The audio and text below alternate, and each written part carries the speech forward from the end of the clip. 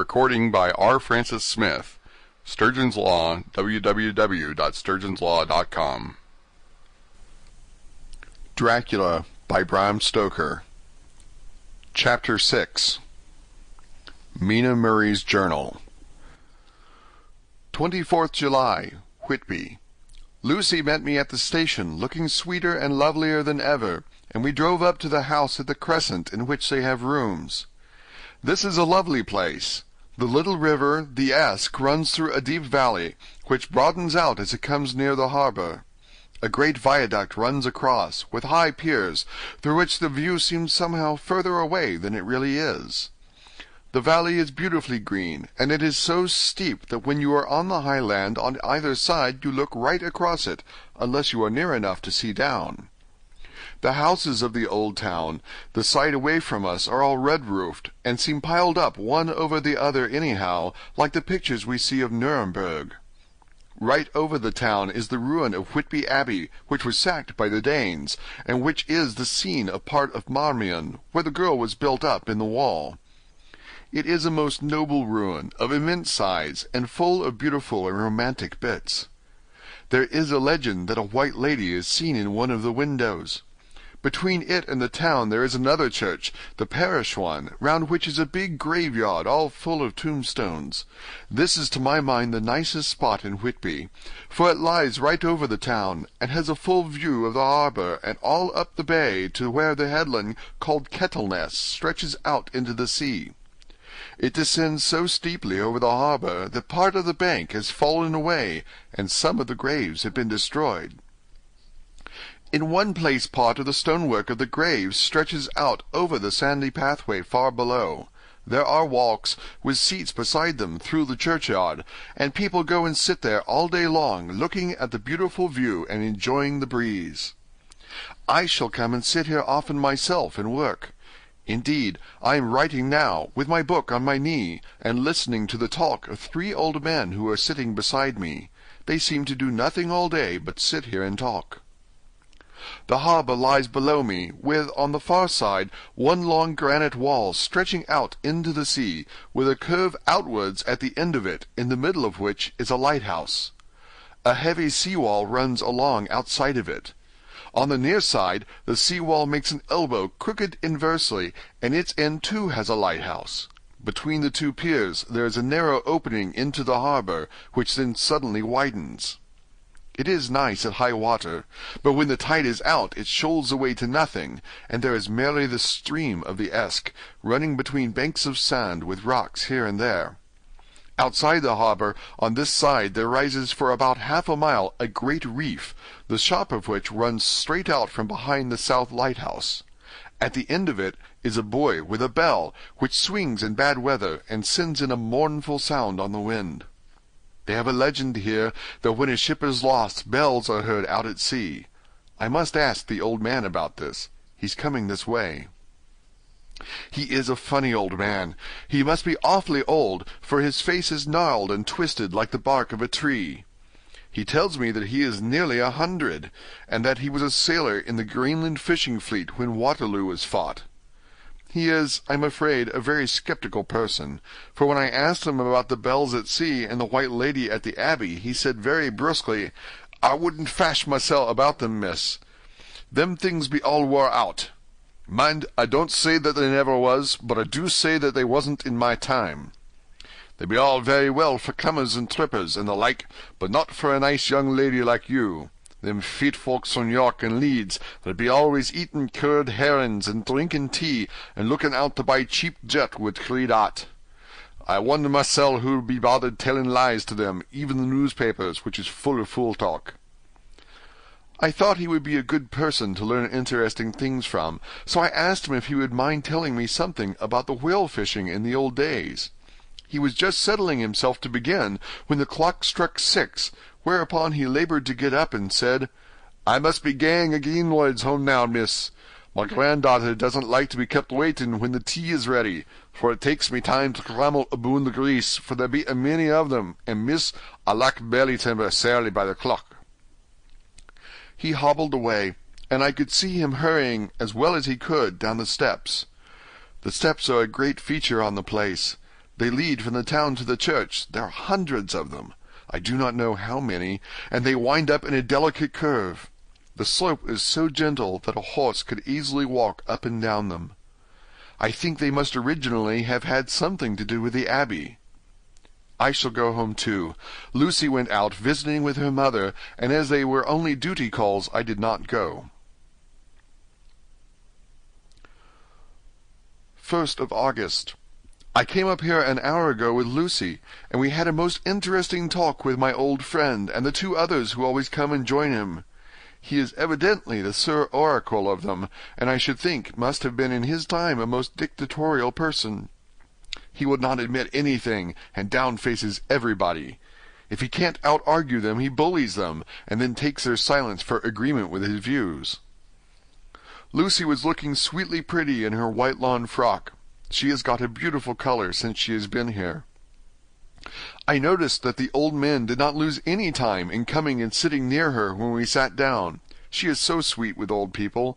I think they all fell in love with her on the spot. Even my old man succumbed and did not contradict her, but gave me double share instead. I got him on the subject of the legends, and he went off at once into a sort of sermon.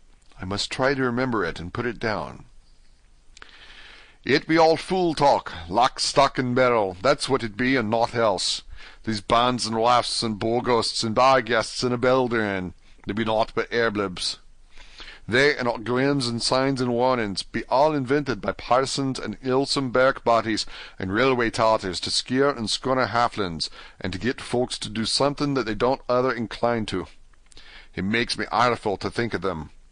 Why, it's them that, not content with printing lies on paper and preaching them out of pulpits, that's want to be cutting them on the tombstones. Look here, all around you in that earthly well. All them stains holding up their heads as well as they can out of their pride is a cant simply tumbling down with the weight of the lies wrote on them. Here lies the body, or sacred to the memory, wrote on all of them, and yet in the half of them there bean't no bodies at all, and the memories of them bean't cared a pinch of snuff about, much less sacred.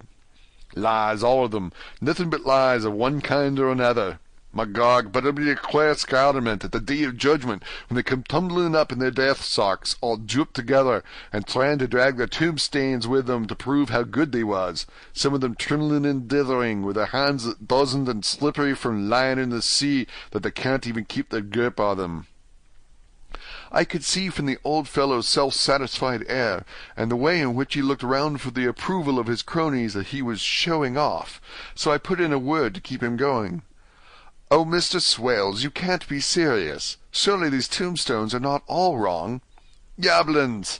There may be a poorish few not wrong, saving where they make out the people too good, for there be folk that do think a bombo be like the sea, if only it be their own. The whole thing be only lies. Now look you here. You come here a stranger, and you see this kirkgarth." I nodded, for I thought it better to assent, though I did not quite understand his dialect. I knew it had something to do with the church. He went on, "And you consent that all these stains be aboond folk that be helped here, snod and snog?" I assented again. "Then that be just where the lie comes in. Why, there be scores of these laybeds that be toom as old Dunn's bacca-box on Friday night." He nudged one of his companions, and they all laughed. "And my God, how could there be otherwise? Look at that one, the athos abaft the beer bank. Read it." I went over and read, "Edward Spencelagh, Master Mariner, murdered by pirates off the coast of Andres, April 1854, age 30. When I came back, Mr. Swales went on, "Who brought him home, I wonder, to hap him here? Murdered off the coast of Andres, and you consented his body lay under. Why, I could name ye a dozen whose bones lie in the Greenland seas above," he pointed northwards, "or where the currents may have drifted them. There be the stains around ye. Ye can with your young eyes read the small print of the lies from here. This Braithwaite Lowry, I knew his father, lost in the Lively off Greenland in '20. Or Andrew Woodhouse, drowned in the same seas in 1777. Or John Paxton, drowned off Cape Farewell a year later. Or old John Rowlings, whose grandfather sailed with me, drowned in the Gulf of Finland in '50. Do ye think that all these men will have to make a rush to Whitby when the trumpet sounds? I have me anthonyms about it. I tell you that when they got here, they'd be jumbling and jostling one another, the way that it would be like a fight up on the ice in the old days, when we be at one another from daylight to dark, and trying to tie up our cuts by the aurora borealis. This was evidently local pleasantry, for the old man cackled over it, and his cronies joined in with gusto. "But," I said, "surely you are not quite correct, for you start on the assumption that all the poor people, or their spirits, will have to take their tombstones with them on the Day of Judgment. Do you think that will be really necessary?"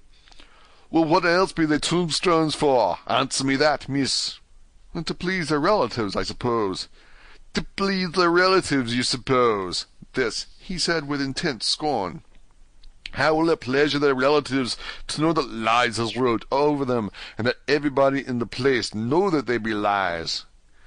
He pointed to a stone at our feet, which had been laid down as a slab, on which the seat was rested, close to the edge of the cliff.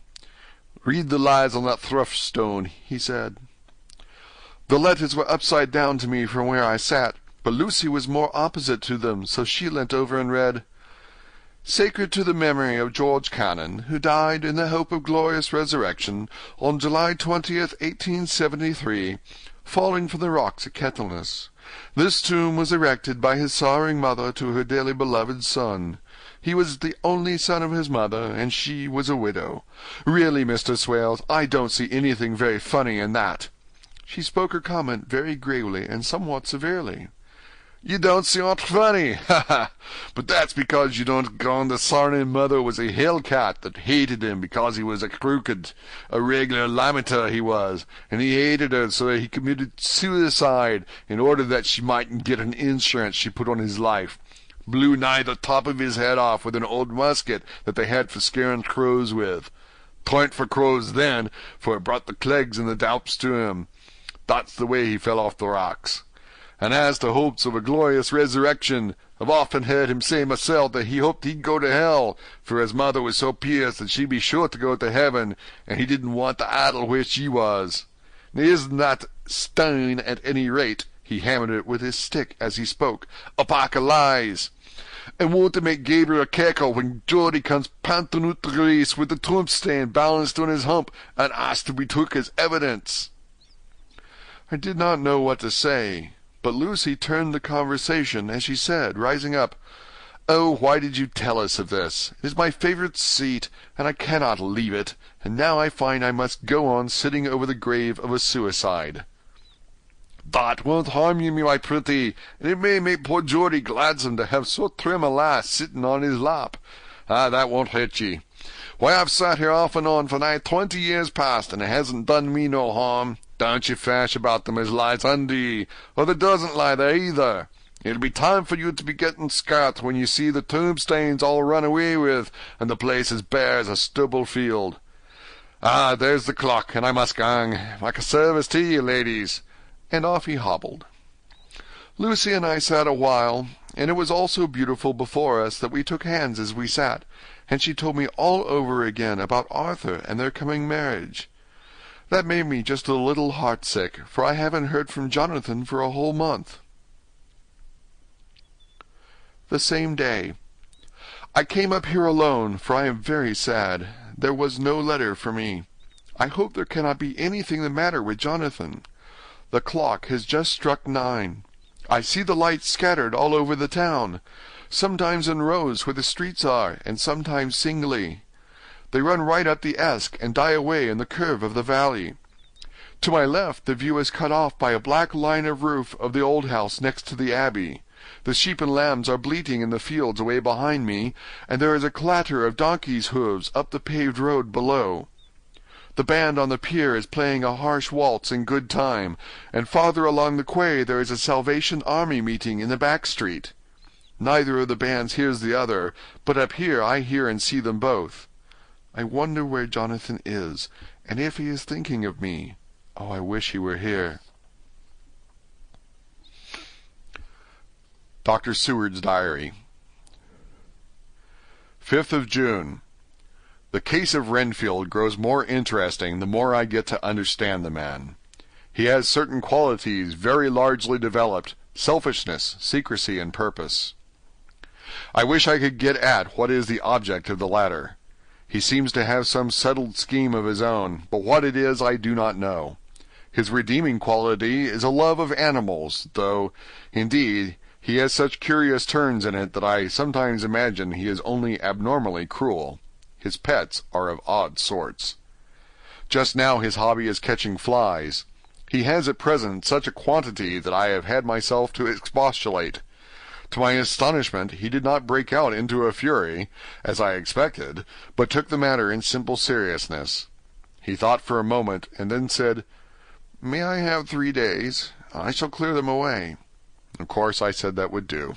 I must watch him. 18th of June. He has turned his mind now to spiders, and has got several very big fellows in a box. He keeps feeding them his flies, and the number of the latter is becoming sensibly diminished, although he has used half his food in attracting more flies from outside to his room. 1st of July. His spiders are now becoming as great a nuisance as his flies, and today I told him that he must get rid of them. He looked very sad at this, so I said that he must, some of them, at all events.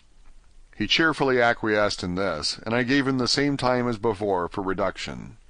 He disgusted me much while with him, for when a horrid blowfly, bloated with some carrion food, buzzed into the room, he caught it, held it exultantly for a few moments between his finger and thumb, and before I knew what he was going to do, put it in his mouth and ate it.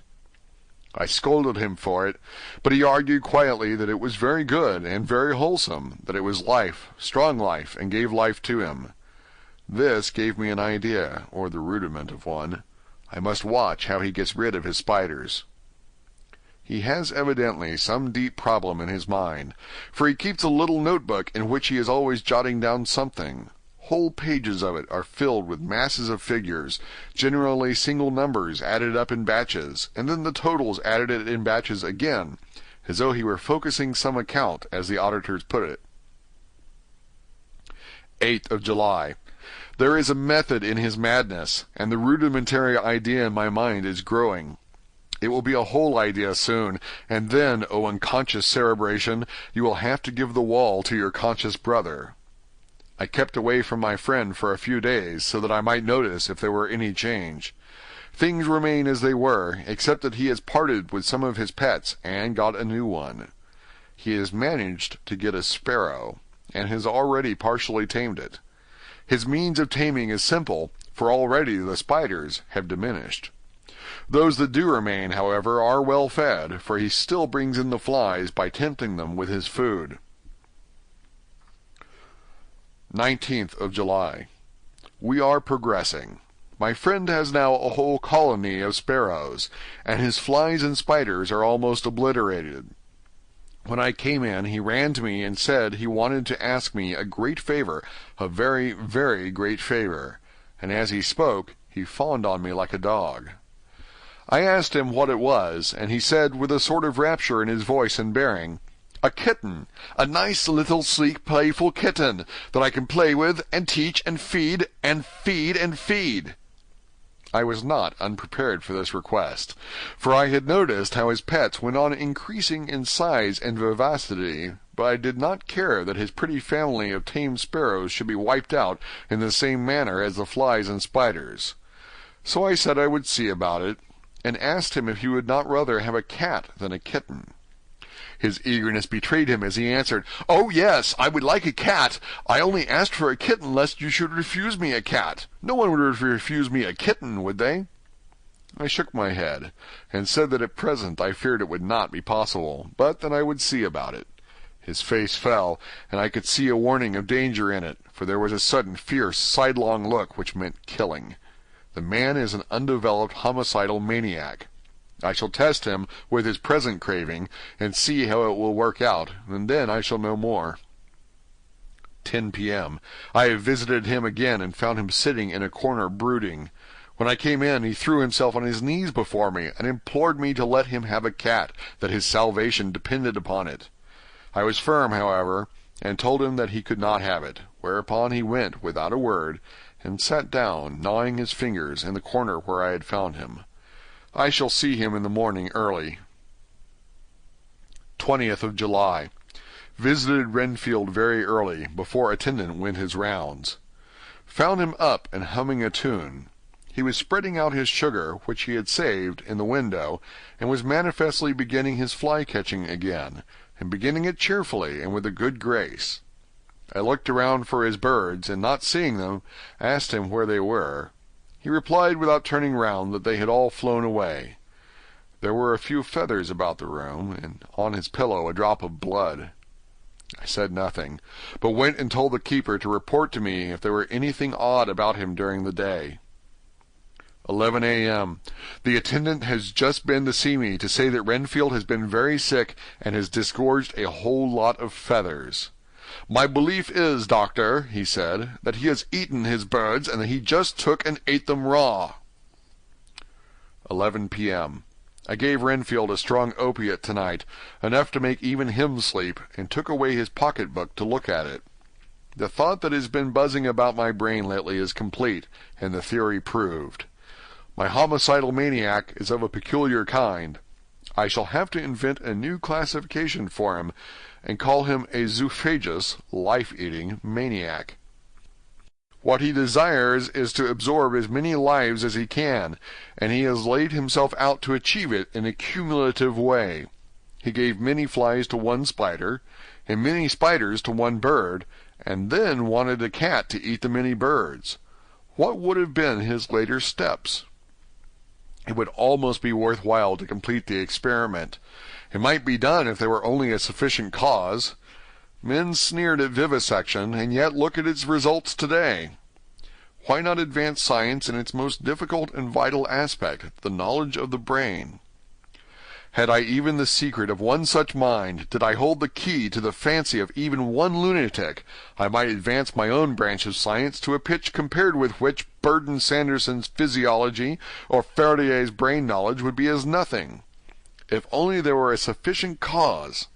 I must not think too much of this, or I may be tempted. A good cause might turn the scale with me, for may not I too be of an exceptional brain congenitally?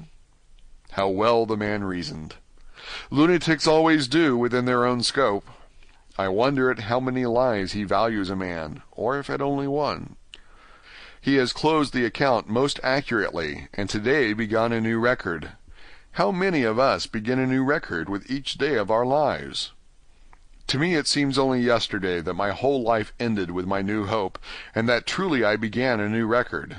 So it shall be until the great recorder sums me up and closes my ledger account with a balance to profit or loss. Ah, Lucy, Lucy, I cannot be angry with you, nor can I be angry with my friend whose happiness is yours, but I must only wait on hopeless and work.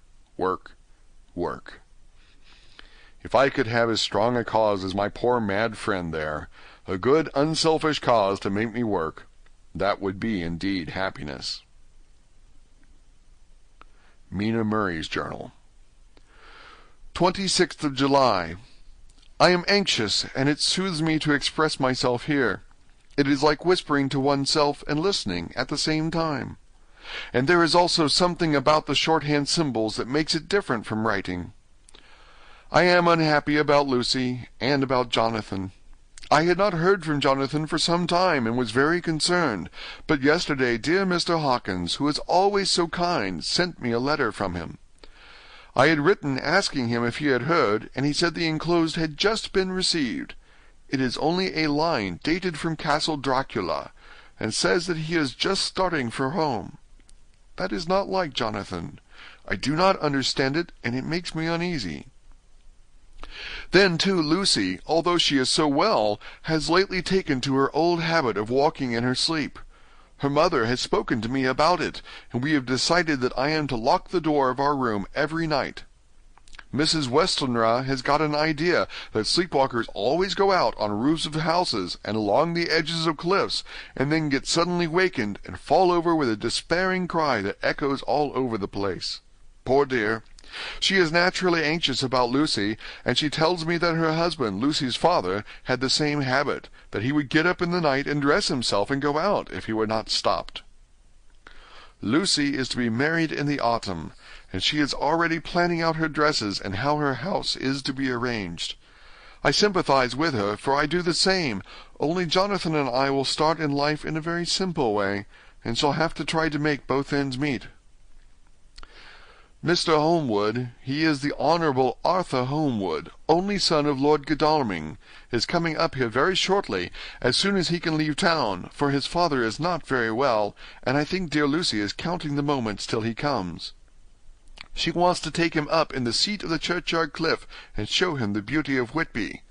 I dare say it is the waiting which disturbs her. She will be all right when he arrives. 27th of July. No news from Jonathan. I am getting quite uneasy about him, though why I should I do not know, but I do wish that he would write, if it were only a single line. Lucy walks more than ever, and each night I am awakened by her moving about the room. Fortunately, the weather is so hot that she cannot get cold.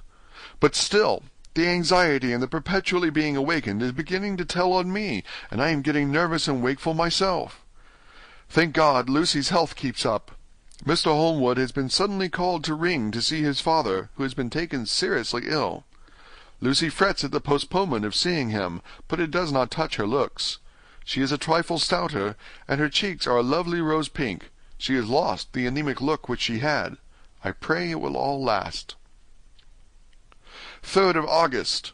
Another week gone by, and no news from Jonathan, not even to Mr. Hawkins, from whom I have heard. Oh, I do hope he is not ill. He surely would have written. I look at that last letter of his, but somehow it does not satisfy me. It does not read like him, and yet it is his writing. There is no mistake of that. Lucy has not walked much in her sleep the last week, but there is an odd concentration about her which I do not understand. Even in her sleep she seems to be watching me. She tries the door, and finding it locked, goes about the room, searching for the key. 6th of August. Another 3 days, and no news. The suspense is getting dreadful. If I only knew where to write to, or where to go to, I should feel easier. But no one has heard a word of Jonathan since that last letter. I must only pray to God for patience. Lucy is more excitable than ever, but is otherwise well. Last night was very threatening, and the fishermen say that we are in for a storm. I must try to watch it, and learn the weather signs. Today is a grey day, and the sun as I write is hidden in thick clouds high over Kettleness. Everything is grey, except the green grass, which seems like emerald amongst it. Grey earthy rock, grey clouds, tinged with the sunburst at the far edge, hang over the grey sea, in which the sandpoints stretch like grey figures. The sea is tumbling in over the shallows and the sandy flats with a roar, muffled in sea mists drifting inland. The horizon is lost in a grey mist. All vastness, the clouds are piled up like giant rocks, and there is a brool over the sea that sounds like some passage of doom. Dark figures are on the beach here and there, sometimes half shrouded in the mist, and seem men like trees walking. The fishing boats are racing for home, and rise and dip in the ground swell as they sweep into the harbour, bending to the scuppers. Here comes old Mr. Swales. He is making straight for me, and I can see by the way he lifts his hat that he wants to talk. I have been quite touched by the change in the poor old man. When he sat down beside me, he said in a very gentle way, "I want to say something to you, miss." I could see that he was not at ease, so I took his poor old wrinkled hand in mine and asked him to speak fully. So he said, leaving his hand in mine, "I am afraid, my dearie, that I must have shocked you by all the wicked things I've been saying about the dead and such like for weeks past, but I didn't mean them, and I want you to remember that when I'm gone. We old folks that be daffled, with one foot abaft the crock hole, don't altogether like to think of it, and we don't want to feel scared of it, and that's why I've took to making light of it, so that I'd cheer up my own heart a bit. But Lord love you, miss, I ain't afraid of dying, not a bit, only I don't want to die if I can help it. My time must be nigh at hand now, for I'll be old, and 100 years is too much for any man to expect. And I'm so nigh it that the old man is already whitting his scythe. You see, I can't get out of the habit of coughing about it all at once. The chaps will wag as they be used to. Some day soon the angel of death will sound his trumpet for me. But don't you dole and great, my dearie," for he saw that I was crying. "If he should come this very night, I'd not refuse to answer his call. For life be after all only a waitin' for somethin' else than what we're doin', and death be all that we can rightly depend on. But I'm content, for it's comin' to me, my dearie, and comin' quick. It may be comin' while we be lookin' and wonderin'. Maybe it's in that wind out over the sea that's bringin' with it loss and wreck and sore distress and sad hearts. Look, look, he cried suddenly. There's something in that wind and in the host beyond that sounds, and looks and tastes and smells like death. It's in the air. I feel it comin'. Ah, Lord, make me answer cheerful when my call comes. He held up his arms devoutly and raised his hat. His mouth moved as though he were praying. After a few minutes' silence, he got up, shook hands with me, and blessed me, and said good-bye, and hobbled off. It all touched me and upset me very much. I was glad when the coast-guard came along with his spy-glass under his arm. He stopped to talk with me as he always does, but all the time kept looking at a strange ship. "I can't make her out," he said. "She's a Russian by the look of her. But she's knocking about in the queerest way. She doesn't know her mind a bit. She seems to see the storm coming, but can't decide whether to run up north in the open or to put in here. Look there again. She has steered mighty strangely, for she doesn't mind the hand on the wheel, changes about with every puff of wind. We'll hear more of her before this time tomorrow." End of chapter 6.